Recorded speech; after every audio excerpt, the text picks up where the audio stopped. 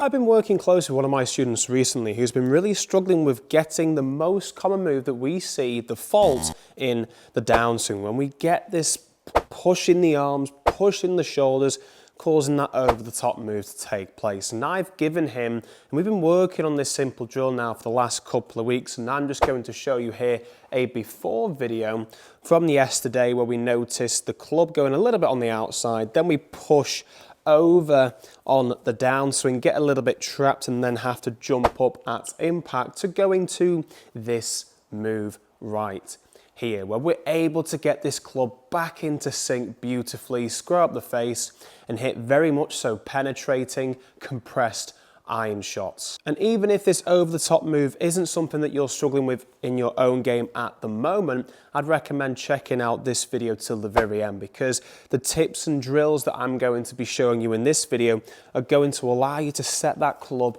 in a much more reliable position. The key is to control this club face. Even if we hit those center strikes, if it's open or closed, we've got a two-way miss taking place.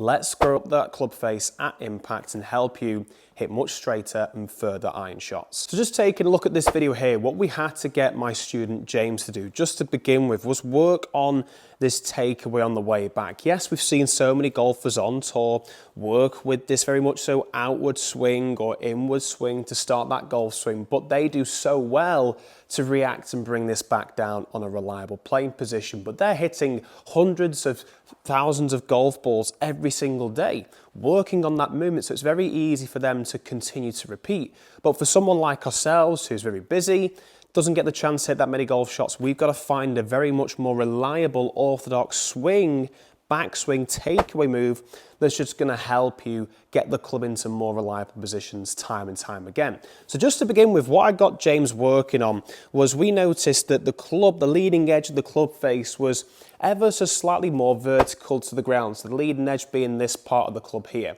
Now, if I was just to bring that back to the ball now, just without doing anything at all, and I just move this ball here just so you can see this, just from this point here, leading edge is vertical to the ground, you can see from that camera angle there, and I move it into the golf ball without doing anything at all, look what's leading the race of the golf ball, the hosel shots. So sometimes he was struggling with that hosel strike, the shanks, but the majority being out the heel with that open club face, simply because of this first part of the golf swing, this takeaway move where he was taking the club head, pushing the hands a little bit too far downwards, encouraging that club head to come up with the leading edge straight vertical to the ground. And that just made it much more difficult for him during the swing, because from there, it encouraged him to bring the club back down, almost back on this plane, and then he'd have to jump out the way, try and get this early release flick of the hands to square up the face. But doing this movement here, allowing that club to release, we're not going to get any compression doing that. So we had to look at the takeaway first, because that takeaway was influencing the rest of the swing. So what I got him doing was I got him actually looking at a target somewhere around this point here, as opposed to being taking the club too far on this side where the club head is going this way. I got him working on a point, picturing a point directly in line with this camera angle here, to really encourage him to use his arms, use his wrists, take the club back much closer onto a point bang on plane like this here. So the hands are working still close to the body, but that club head is working differently to set the club there. So what we noticed sometimes though, we were still getting this roll of the wrist to take the club back in that position. Once we started working, bringing this club now back on plane. But again, if the club face is open, we've just changed the path basically. So we're still going to block them out to the right a little bit and have to try and jump out the way. We've got to get that leading edge pretty much so in line parallel to the spine angle. So to do this, we've got to set the wrists rather than rolling the wrists this way just to exaggerate things, where we get this extended position in this lead wrist. We've got to allow that lead wrist to begin to bow or flex instead. A simpler feel for this is using your trail hand. Trail hand with the right palm facing towards the ground as we make our way into this set position here, and taking the club makes it so much easier to get that leading edge moving downwards in this motion here, more parallel now to the spine angle as opposed to allowing that angle move away. So to set this club into that position every time, hinging at that right wrist, palm facing towards the ground, I got him using a training aid called the prosendr. Now what this does, it allows you to get the sensation of getting that right palm facing towards the ground every single time. And I'm going to be using this throughout this video now because this is what I got my student James using, because it really helped him get the feels, the correct feels in his golf game from backswing to downswing. Now look at this here. Okay, so if I get my club into this, what we call extended position with the lead wrist, you can see how much room there is between the prosendr and my right hand. Whereas if I get it into a more flexed position, now we're starting to cover that gap. We're starting to hide that gap from taking place. So when I got James using this, all I simply said to him was, right, okay, just make sure there's no gap between the training aid and your right hand. And that immediately just allowed him to set the club ever so slightly differently so that we could get that leading edge bang on parallel with the spine angle every single time. As opposed to that angle there, you can see the gap, to that angle there. Way more controlled set position as we make our way into the backswing. Just a quick shout out to GX Golf. They provide high quality golf clubs for a fraction of the price in comparison to the rest on the market. Using my discount code below Harry10, you can get yourself a great 10% discount off any bundled packages of 3, 6 or 9 golf clubs. I've been using these for the last couple of months, really impressed with the products, going to be using them for the rest of the season.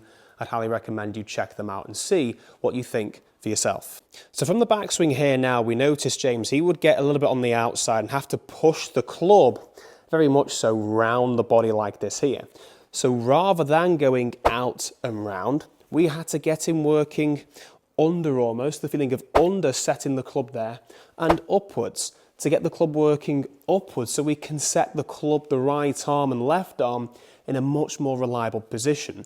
Still ensuring we've got the setting here in that right hand now. Because as soon as we let go of this angle on the way down, club face begins to open, which is what we notice sometimes, and still hit them out to the right. So to do this, I got him the feeling of, right, well, once we set the wrist here, we're holding this angle, and once we turn and feel like we're pushing our hands upwards towards the sky, towards the ceiling above us, it allows us now to get that right palm facing upwards towards the sky. So we've gone from right palm to ground, right palm to sky, as opposed to changing that angle there and really affecting that club face. Now for the downswing, we still noticed a little bit of this movement over the top. You can see there the right hand moves away from the training aid here, the prosendr, creating that gap, opening up the club face, just because we rotated the body too early and extended too far upwards.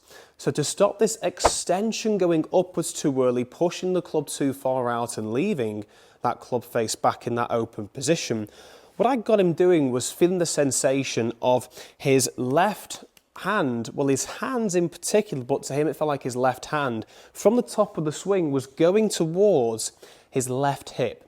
So lead hand to lead hip is a great feel for this. And what that allowed him to do was really exaggerate the feeling of stalling that body, because as soon as we got the body involved, because he had poor flexibility, it caused the club to go over the top. So we had to give him time to bring the club back down on plane.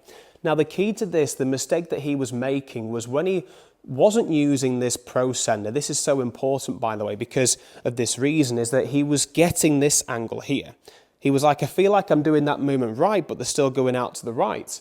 Why is that the case? And it's simply because of the way he was setting the wrist. The GX Golf Club logo facing towards the ceiling as opposed to facing more towards the golf ball. Same again, looking at the right arm there, the right hand, separation with the prosendr.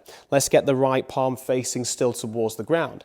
So this setting of the wrist here, we're holding that angle up to the top and then back down into this position here.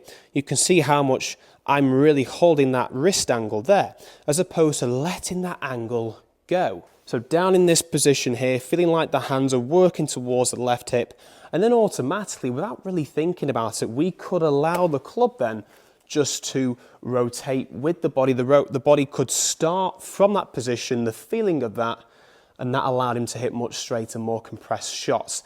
Think about it this way, the right palm here simply goes from this position here, working up to the top, back down to that position, rotating through all the way to finish.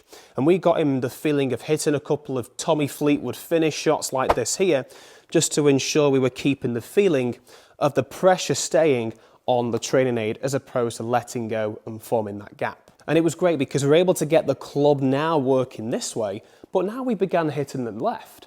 We've got the club face nice and square, so what could be causing them to go too far to the left? And it was simply all down to the path. It was still moving a little bit too far this way, so just to really exaggerate things, I got a alignment stick and a swing plate and just placed it on the same angle as the club. And what this allowed James to do was really exaggerate this feel. It forced him to really exaggerate the feel of, right, I need to make sure I get underneath this stick for that second part of the swing. Just going to move it there just to give me some leeway because I'm actually working the opposite way. So I'm just going to work it like James did those. So we're setting the club for one just over the stick like this here, up to the top, then get the club working under like so. The feeling of that wrist setting in that position still, not letting that gap go, and the hands working towards the hip and rotating through. So that was the feeling we got him, just to really exaggerate that movement taking place. Once he got used to this in stages, we moved this further back, just as more of a visual perspective, more than anything else. And we got him finally hitting some shots. Feeling of that motion there, aiming for that point, setting the wrist in this position, right palm towards the ground, right palm to sky, rotating upwards, back down to this position here, holding that angle with the wrists, not letting go of this gap, hands going towards that left hip and just rotating through, holding that angle for that Fleetwood finish. So I've got an A time for this at what is going to be one of the most famous holes in the next couple of weeks, Royal Troon 8th hole, a very tricky little par 3. Let's see if I can get it on the green first shot. I really like that. Come on, sit. I'll take that any day of the week, and that was a great feel for me, just holding that angle throughout my swing, kept it nice and simple, allowing that sequence to take place naturally. So for those of you who've come this far, I'd highly recommend checking this video out here to help you more with the downswing and controlling what this club face does. And be sure to hit the subscribe button, as there's lots more content like this coming out every week to help you improve your golf. Thanks for watching, and we'll see you in the very next video. Oh, and all the links will be in the description below for the training aids and the golf gloves.